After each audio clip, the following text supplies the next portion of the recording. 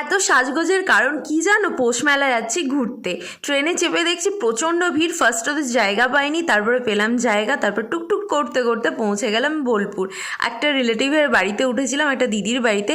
সায়ক এখানে বাচ্চাদের সাথে খেলা করছিল, আমি তো ঘুমাচ্ছিলাম। ঘুম থেকে উঠে দেখি সায়ককে খাওয়ানোর জন্য তোড়জোড় করতে শুরু করে দিয়েছে। ওকে একটু দিল খেতে, তারপরে আমি রেডি হয়ে গেলাম তার ফাঁকে, আর সায়কও এখানে রেডি হয়ে গেল, এবং সপরিবারে মিলে আমরা ঘুরতে যাচ্ছি, মানে মেলা যাচ্ছি।